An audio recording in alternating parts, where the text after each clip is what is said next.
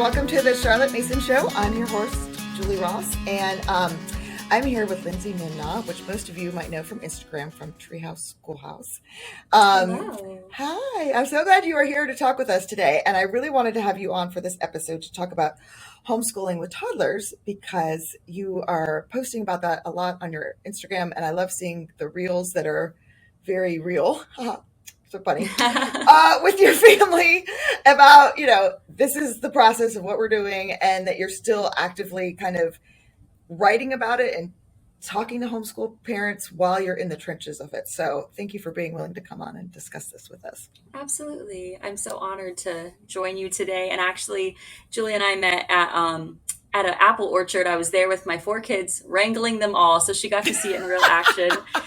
We got to meet there. So it's nice to actually have a conversation, though, because that was like a quick, hi, can I hug you moment. Yes, that was so fun. I'll have to try to find that picture from the apple orchard. That was so just one of those random moments. I love meeting people in real life that you meet online and you're like, oh my goodness, you're actually real. I can touch you. And when we hopped on this earlier, I said, oh, it's nice to meet you. And I'm like, oh yeah, I've already met you. But I meant like actually have a conversation when you're not trying to like talk over people. Exactly. And we're all sweaty and hot and sticky from all that apple goodness. So yes, it's fun to have an actual such a good day. Adult conversation too. Yes. So thank you. So just for people who aren't familiar, can you kind of just talk about your family and maybe a little bit about your homeschooling journey and kind of what you're doing? Sure. So we live in Charlotte, North Carolina, in the Charlotte area. I have 4 kids, ages 2, 3, 7, and 9. And we have been homeschooling since the beginning. As a matter of fact, before I was a mother, I was a homeschool teacher privately. And I was also in children's ministry. I didn't know that was even a thing. That's awesome. Well, it's not typically, but I was hired on as a nanny. And then the parent asked me if I could, homeschool the child because they were having some learning difficulties in school. And so I ended up homeschooling their child, and then they pulled their other child out of school, and I ended up homeschooling that child as well. So I had all this homeschool experience. Yeah, because most people just kind of dive in with their own kids and they're like, that is really cool. And it's definitely different, like, homeschooling under someone else's authority versus my own.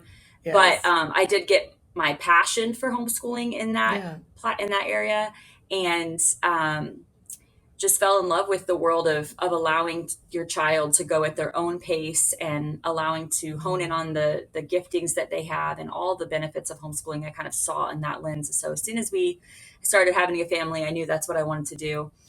So now we're homeschooling. We've been on for the ride, and I've added 2 little ones as we're homeschooling the older ones. And so I am no expert, but I've definitely had some experience that I can share. Yes. Well, people ask me a lot about homeschooling with toddlers, and I just kind of laugh because I'm like, so that was, 10 years ago I had toddlers at home, and I frankly can't remember anything. I think, because I had 5 kids, but when I started homeschooling my older 2 that were in elementary school, I had 3 kids in 3 years.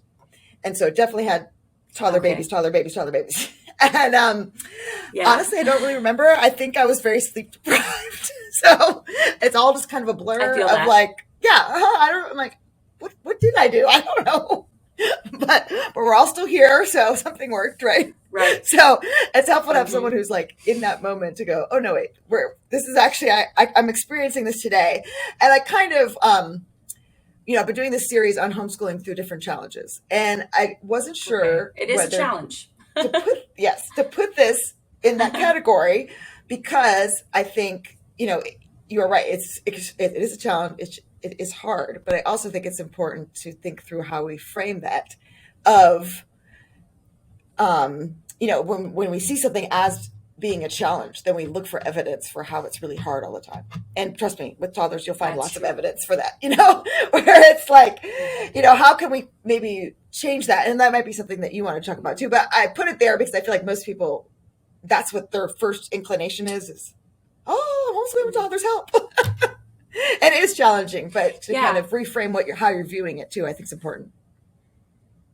Yeah, definitely. And I think that's really important as we're just like talking about home education to people who are on the line trying to decide if they're going to or not. I hear a lot of people, say, oh, I just don't know. Like I'm going to have another baby. And so at that point, I'll probably put them in school or something because I just can't imagine doing it all. And so, yeah. And I also think there's an air about it in your own home, like setting the tone for, seeing that there's a benefit to having lots of siblings and communicating that. And I think really, reframing your mind as the mom too, of like, for me personally, it's been seeing education as more than just the time that I'm trying to sit down and, teach something to my child or read aloud something, but really trying to reframe it in my mind that like when they're having to pause lessons in order to like help me change a diaper or go get the baby from their nap, or we're having to pause a million times in a read aloud or during a narration, I'm like trying to think of what other skills that they're gaining from that life experience. Wow. That's so important. Yeah. Selflessness and, all of these different things that they're learning that aren't just school, and that is all school, but it's like, what other things are they gaining? And, to remember that they're getting that because they're all together at home and we have little ones. Yes. Joy Mason talks about that. Actually, I can't remember if the episode already came out. It's coming out that I did with Shay for a book club. We're reading through volume 6. And in the chapter on atmosphere, she talks about how home atmosphere is the best place for children to learn and not a childlike created unnatural environment, but the natural home environment. She gives example of like the dog barking and the baby crying and the, the mess on the table. And I'm like, oh my goodness, she's in my house. Like she's saying that's like what you're saying. That's all education. That's all shaping the person that your child is going to become. And so I really wanted to start off with that because I totally agree with you that we have to view it as what are the blessings from doing this during this time period and not going, oh my gosh, if I just grit my teeth and bear it through the next 2 years, then homeschooling will be wonderful. And we'll all just sit around like Laura Ingalls and knit and it'll be idyllic. We can only get to that point, right? I'm just letting y'all know it doesn't happen because then you got teenagers and that's a whole other different story. So you have to see the blessings on that. Yeah. I think I did maybe, but seeing the blessing in those in those moments. And so you're so right. They're learning so much about patience and selflessness, right? And just life skills, right? About how to organize a home and take care of little ones. How to stay focused. Yeah.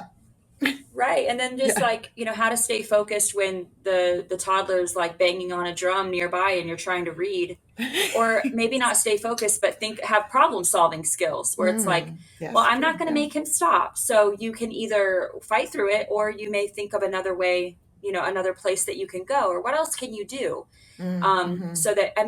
So that you can focus, because the reality is a family environment of interruptions because someone comes to the door, the baby's crying, mommy has to stop reading for a minute. That is more reflective of real life than a child-focused environment.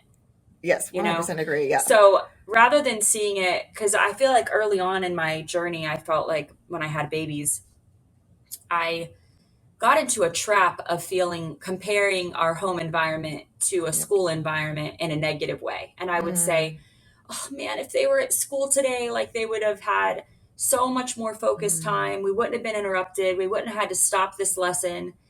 And I had to quickly, take control of those thoughts and get out of that zone, because once I realized that what they're gaining from this home family environment is giving them more than just this content out of a book. It's like giving them so much more.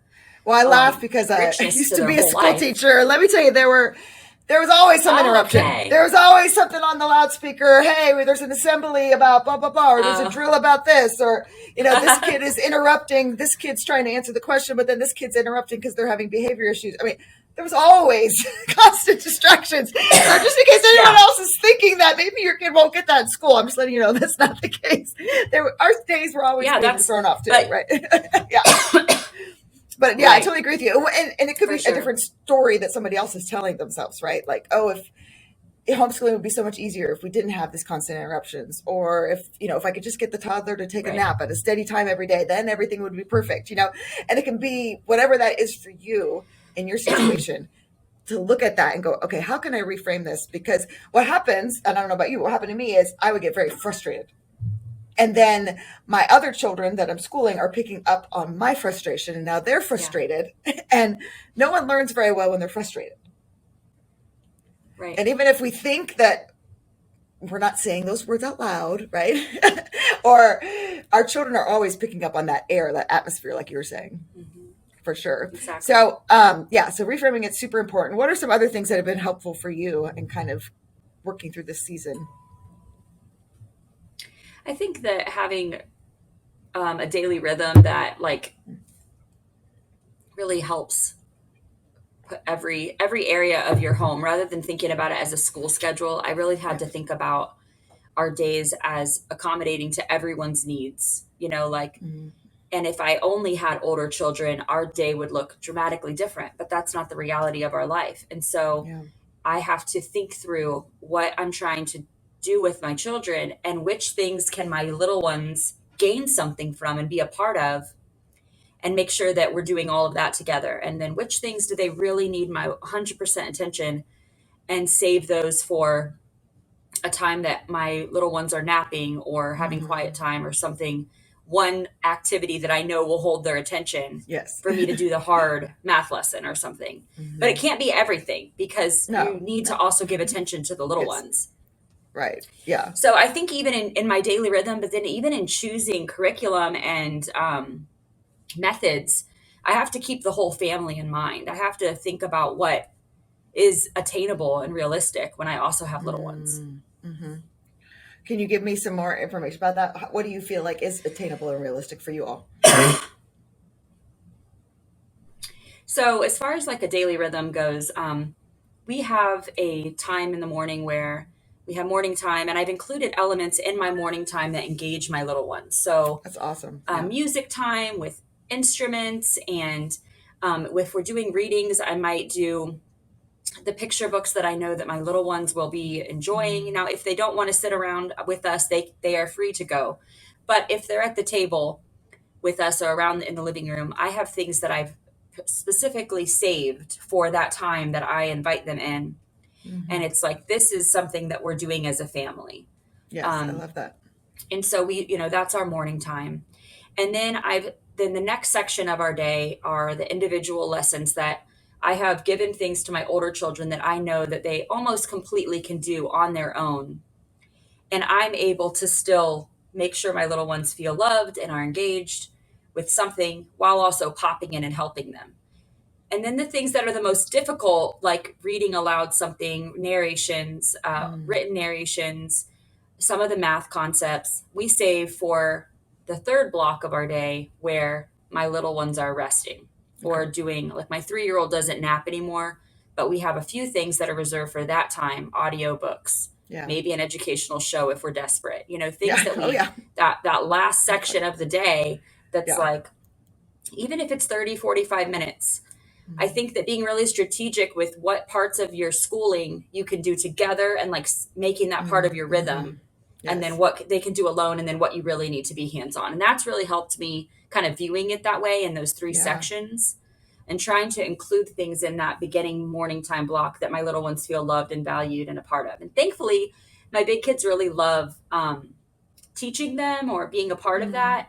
Yeah. So we might do a classic early years type of picture book with a recipe that really the big ones have already done this, or they don't really need that time, but they step in as the teacher, and they do the read aloud to the little ones. Yes. Or okay, well, will you count these blueberries with him? Like they feel proud that they're able to teach them, and then I'm able to affirm them. And you know what, my big kids are learning something as they're teaching. Oh, for sure, yes. And so, kind of doing that. And then as far as curriculum goes, I think as a curriculum developer myself and as a creative individual myself, I wanted every area of our homeschool to be just like so much fun and just like full of hands-on and full of life and, require a ton of materials. And I thought I was very idealistic starting out.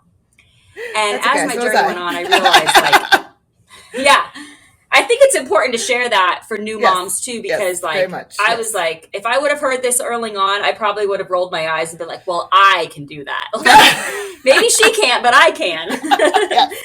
And I had to, I had to come to terms with the fact that not every subject needed to be like that. That's and so it's good. actually not That's so good. realistic.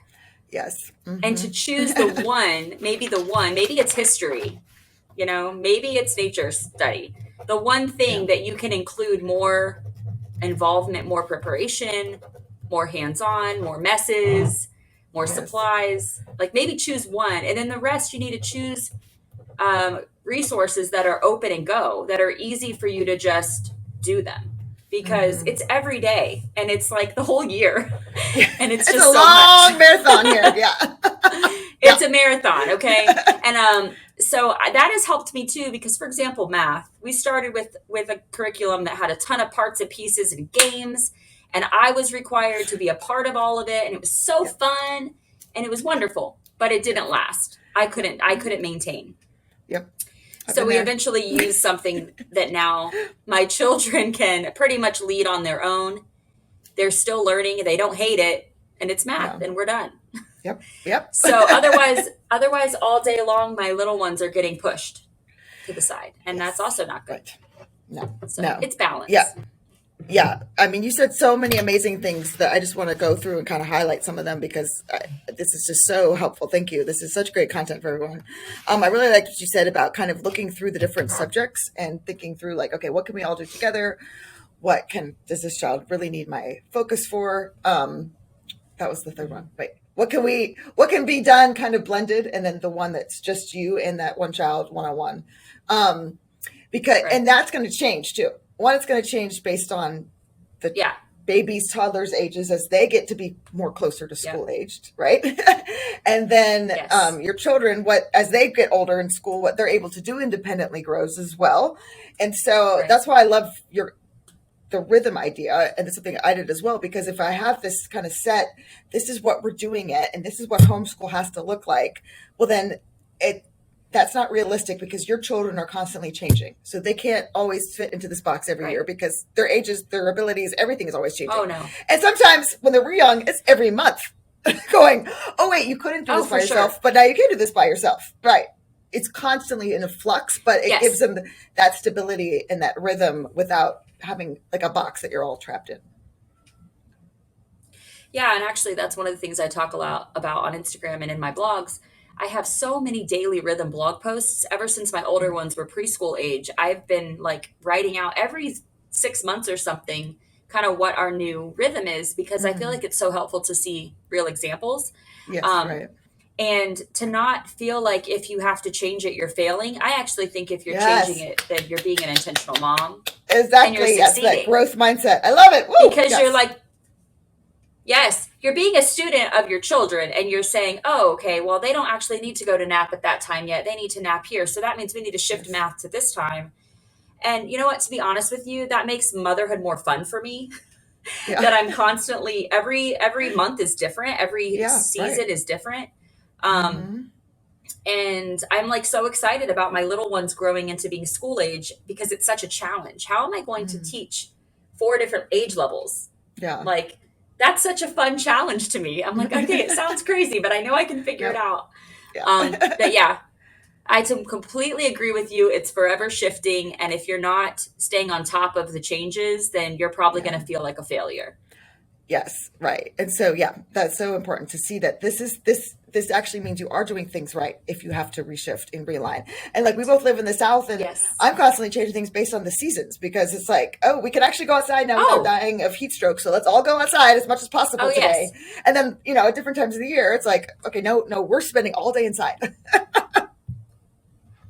Yeah, and actually I was going to talk about that too. I think one of the things that's helped me with little ones is to see our school year as the whole year, and not in the 9 months. I want to talk about that. Yes, that's so helpful. Because if we have a day where we're starting out and I feel like I'm not serving my little ones well by trying so hard to push through and accomplish all of this stuff, they're just not hanging in, or one of the little ones needs more attention, or they're sick, or they're potty training, or whatever. I can take a deep breath and know, like, we don't have to get all of this done in this amount of months. Like, we have more months to play with because we choose to school year round. And that's been just going slower with the curriculum that we buy.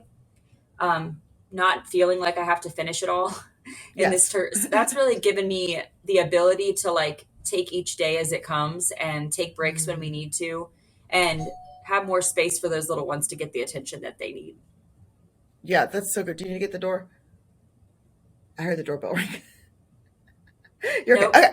You got that taken care of. Oh, you didn't hear it? I mean, maybe it's my doorbell. I also liked what you said about, kind of expectations versus reality. I really struggled with that too.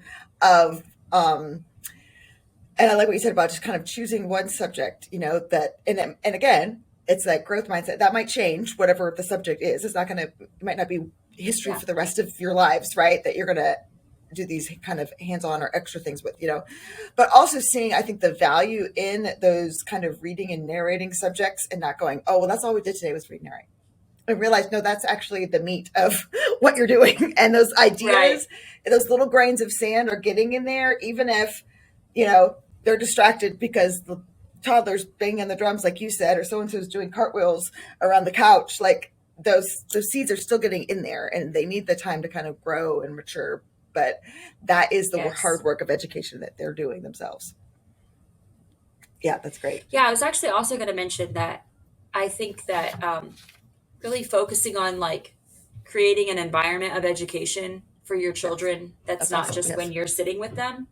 Yes. Because I have to say, I think that 50% or more of my children's education is done by themselves.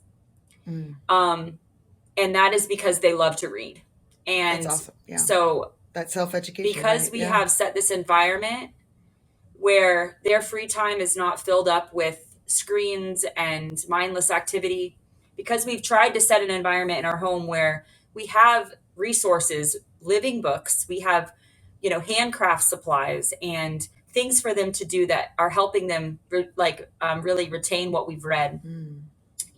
Props for play, things like that. I feel like when I'm having to give all this attention to my little ones, I'm noticing that my children are still learning because they're picking up books on their own. They're creating plays out of what we read. And so they're still getting education because we're creating an environment. And so I'm so thankful for that, because there are days that I feel like, oh gosh, we barely got any done. But the reality is, because they're home and we live slow and we have an environment of education, that's actually not true.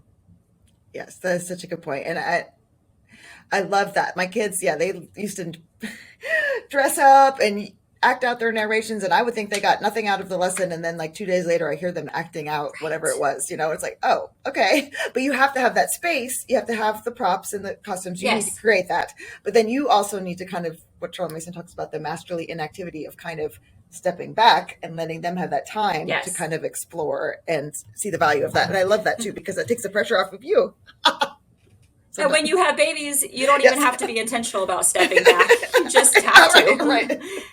And then your children are doing all these things and you're like, oh, wow, they're learning. The other tricky thing we do is, if I can't get all the narrations done, my husband is working during the day, but he knows what we're going. He knows what we're reading. He knows kind of what's happening. Yeah. So during dinner, he might just say, oh, I need to know what's going on in that story. Can you tell me? That's so awesome. That's great. So the children are narrating at dinner. Yes. And it's a more natural kind of thing. Yes. And then another section of our day that I consider school is my husband reading to them at night. So he does a portion of the reading before bed, because he knows I can't get it all done during the day. So I think just having to be creative, Yep. And when you have that mindset of school is not between the hours of 8:30 and 2, like when you see that your whole life is school, you there's all these pockets of time, if you're intentional about them, that are available. We just kind of think in that traditional sense, oh, school's over, we didn't do blah, blah, blah, blah, blah. Not realizing, no, your whole life is this learning and growing time, and everything you do before bed, all those discussions at dinner, all those talks in the car, all that adds up. And I love that you are intentional about including the little ones in the day, because I see oftentimes the solution for the toddlers is ways to distract them. And that can be very handy at times. But they are learning from a very young age. This is this is the natural rhythm and life of our home that we're learning, and we have this morning time and we do this when we wake up. And then it's not weird when they're suddenly school aged, and now you can't play with those toys all day long in those buckets that I've trained you to play with. Now you have to sit over here, and then it's like, whoa, what is happening? Yeah. It's like, no, this is for sure. I've always sat here, now I get to sit here more and do more stuff, but it's not this, and not forcing that, I agree with you, like that, it's obviously an invitation. Yes. That's a different mindset as well. Yes. So, I think you touched on this a little bit, but back when you were first starting, is there things that you wish someone would have told you that you would like to tell people now? In regards to toddlers? Yes. Oh, definitely just to relax. Just to see that, this season where you have these little ones is short. And everybody always says that. I'd be like, it doesn't feel short. I remember people in the grocery store. But in the grand scheme of your children's education. Yes. Like I said, I don't even remember it. I'm like, what? Yeah. In the grand scheme of my older children's education, the years that things are so chaotic with all the noise and all the messes and the pausing the read alouds, like those years of toddlers is so short when you compare it to the rest of my children's education. Yes. And so to realize, like, if we're not as dedicated and things aren't as like easy to follow and things are kind of crazy, or it takes a little longer for a couple of years, like you'll catch up. Yes. You'll catch up, and it's okay. As long as that's why I've tried so hard to make the atmosphere of my home education so that it takes some pressure off of me to know that if we actually aren't going as quickly in math as I would like, they still have a natural way to learn math concepts because they're baking, or we're teaching them money skills, like trying to involve them in lots of ways to learn so that all the pressure's not on this dedicated time, me and them around the table, because it's just not going to happen constantly. Right. And Cheryl Mason says that's not how it should be anyway. They should be doing that work of self-education. And so that's what it sounds like they're doing. So that's great. Yeah. But I feel like, especially at first when we're starting, we feel like if it won't be perfect, and they won't learn everything they need to learn if I don't do it all. And it's surrendering that control can be a little difficult, and kind of trusting the process, which I think is kind of what you're saying with the relaxing part.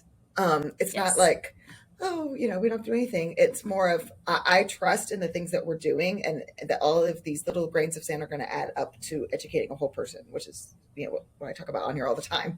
And no matter what age they are, you have to kind of let go sometimes and let that process kind of naturally unfold, which is great advice for people. It's hard to do.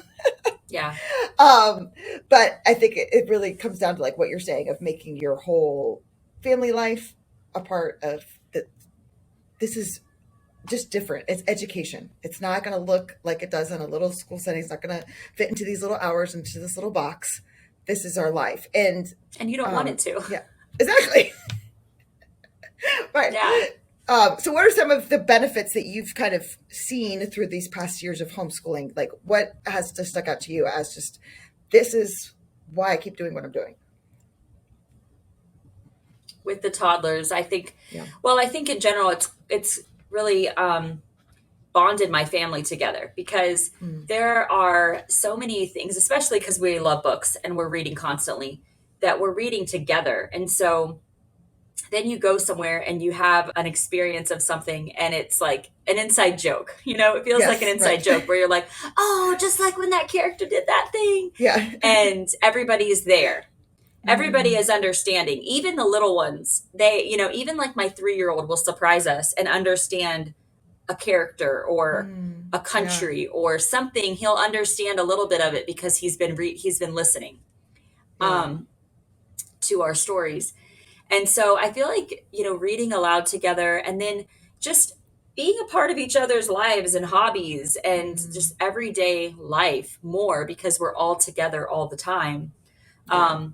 It's such a unique thing in this world to have a family that's always together and that can have so many shared experiences and have so much freedom with, traveling and just doing a lot of things together that are something that if you're all separated by age, you're not going to get to do.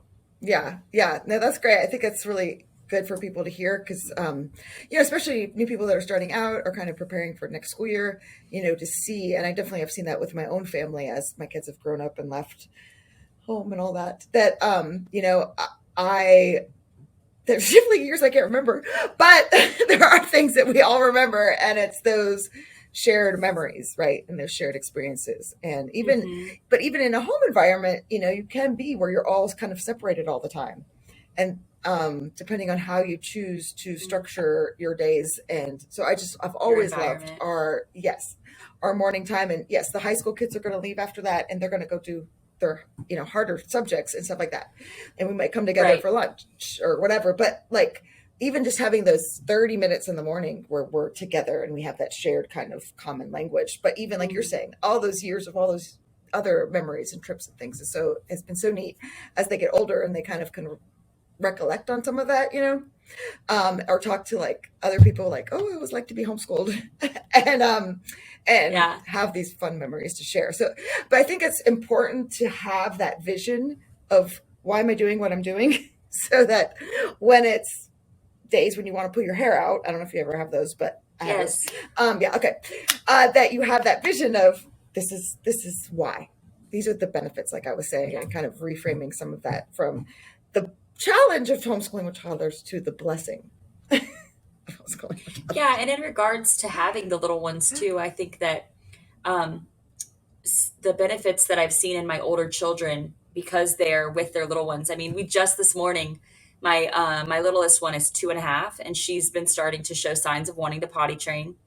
Okay. And so my 7-year-old daughter said, "Well, I'll do it. I'll do it. How about next week we do 3 days?" And she like made up a whole potty training plan that she derived some from when we potty trained my son. And she's like, "Let me do it." I'm like, "Okay." Yeah. So think about like the opportunities they're getting to learn so many skills in life. Mm-hmm. And like we mentioned before, selflessness and that they're not the center of the universe. Yes. How to care and nurture for other, for younger children, how to wait your turn, all of these things that they're learning just because they're in a family environment without a whole lot of, preparation on my part. It's just the essence of being in this environment with small children. Yes. Gives them so many learning opportunities. So that is a huge perk. And I just love how close they are because they are literally every day, all day with them, helping them. As a matter of fact, a couple weekends ago, my husband took my older children on a backpacking trip. And it was harder having my 2 and 3-year-old home without my older children. It really made me realize that it's harder because my older children read to them all day, play with them, help them take a bath, get them out of their bed from nap. I mean, I feel like my older children do so much of the parenting at this point that it was harder. And they're learning so much. Yes. Wow. Yeah. That's such a cute story. That's so great that she wanted to help with that. Right. And I think we can miss that when we're focused on all the things that are making this really hard. And so I love that you are sharing that story with everyone. And I encourage everyone, write down the things that are going really well. Look for those moments where they selflessly gave up their snack for the sibling or helped, bandage a wound or, whatever it was. That write those things down because when you get to be my age, you forget. And, and then as you kind of focus on those, you'll see more and more and more of those blessings. And I know that's what you do. And that's why I think you're such a light on Instagram of just hope and encouragement for so many moms. And if you don't mind, can you briefly just tell everyone kind of about Treehouse Schoolhouse and what it is that you all do and offer for folks? Sure. So I have a blog, a YouTube channel, and an Instagram account where we share homeschool encouragement and resources. We've created a couple of holiday unit studies. They're Charlotte Mason inspired. We also have seasonal nature studies. So one for each season, and it has poetry and a picture study, a folk song and a hand rhyme. And those things are specifically kind of geared towards those toddler preschool age. Those are the elements in morning time that kind of bring those little ones in. A book list that has books for all different ages. So it's family style learning, and that's kind of my passion. Family style education and Charlotte Mason lifestyle and biblical resources, things like that. So yeah, we have a 6-woman team now. We've been growing exponentially in the last couple of years. I'm kind of jealous. And, I just have to say that. I was like, I need some more help. Yeah, that's awesome. Yeah, that's so great. It's a lot. And I'm still homeschooling, so I can't do it all. But yeah, it's been a really fun journey, and I'm just really excited to see what's coming because we're developing some other things behind the scenes. So lots of fun stuff. We'll have to pay attention. But yeah, I wanted you to share that because I think I love just what I've seen from your products and the fact that they can do it all together. And it does have those things that really can appeal to some of the younger children as well as the older ones. I think it's really hard to find. And, that it does have that nature study kind of focus as well is really a fun way to bring everybody together as well. Some of our best memories were things we did outside all together and those walks and hikes and apple picking and things like that. Yes, exactly. And I think it's important too, that you not only do you homeschool, but you also run a business and you also are doing it with toddlers. And for people, because I think in today's world, that's more and more common of homeschooling while doing some kind of work. Maybe not as much as you are, but, it's in some form or shape, kind of just the world we live in that, oftentimes moms are working at least part-time from home while trying to homeschool and that kind of thing. Yeah. Do you have any advice for how you balance that, if you don't mind? I feel like I'm constantly learning. It is still new for me. I think realizing early on that I couldn't be the person that touched every person. Mm-hmm. I wanted to be the person that spoke to each and every person that sends me a message. Yeah. And I had to learn early on that I had to give that up in order to grow and that I had to give someone else the opportunity to help other people. So I think delegating what the other things, like I'm the one that needs to develop the curriculum. I'm the one that needs to come on a podcast or show, to write something or to be my voice, write the blog post. Mm-hmm. But I don't have to be the one that, does all of these other things. And so to try to find people that it would bless them to be in that position. Yeah. So that the business can grow, so that just delegating. And then not only in my work life, but also in my home. Yeah. So early on, I hired help for things that to me don't matter to my children and I's relationship. Right. Do I want someone else to homeschool for me? I don't. Do I want someone else to take my children on our Friday homeschool outings? I do not. Not even my husband. Like this is that's what I wanted to do. Yes. And or together, or me and my husband. But do I care? Does it affect my children who does the laundry? It doesn't. So I pay someone now to do my laundry. So that I can spend some time working. Yeah. Simplifying meals so that I can spend more hours in the afternoon working. So we have a part-time nanny now, and she's like a part of our family. And she understands what our lifestyle is like. And from the beginning, I would only allow someone in that role that would also expand our homeschool atmosphere lifestyle. So she reads aloud to them. She does projects with them. She bakes with them. And it has been a challenge as I've tried to navigate. But I feel like as the doors have opened and I've had to keep stopping along the way and ask the Lord, am I supposed to go this direction or not? And every time I feel a yes, I also see him providing so that nobody's lacking in this. Yeah. Yeah. But it's definitely a trusting each step of the way. Yeah. For sure. Thank you so much for sharing that. And I think that's really good for people to hear because sometimes we can look at people on social media and think, well, how do they do all this? How are they able to write this and do this and do, and I say that to people all the time too. I don't do this by myself.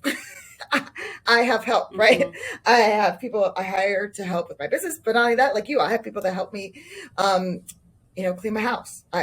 Yard people. I've asked myself that same question that you've asked, and I think that's so important for anyone, even homeschooling. If you have that resources, or you are, trying to kind of work from home as well, going, what am I only able to do, and then what are some things that other people can do that won't detract from my children and our experience together? What are the things that I'm essential for. And one of the things, like I use like meal service, like the HelloFresh meal things, like I'm not really going to talk about that, but like I'm not a spokesperson, I'm just mentioning it. But any of those home meal things like have helped me tremendously because I just don't have the bandwidth anymore. And I used to be able to like meal prep and make meals for the month and do all this other stuff, but now it's like, okay, I'm doing this, I have to be the one doing this. What can I give up? And sometimes it's really hard to give that control up. It is, because I like to try and juggle all of it. Yes, me too. But I think it's actually been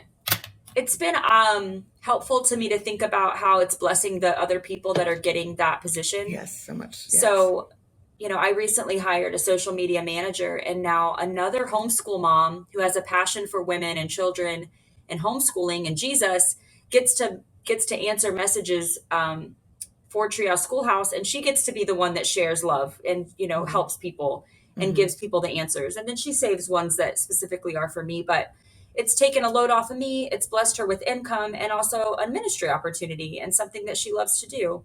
Yeah. And so that's only good. And I think that trying to take control of all those areas. So I want to be the one that cooks every night. I want to be the one that does the laundry. Like, every single thing, you have to choose which ones, honestly, in my opinion, that God's asking you to do. Which ones does he want me to put my effort into? Yeah. Yeah. Do those well.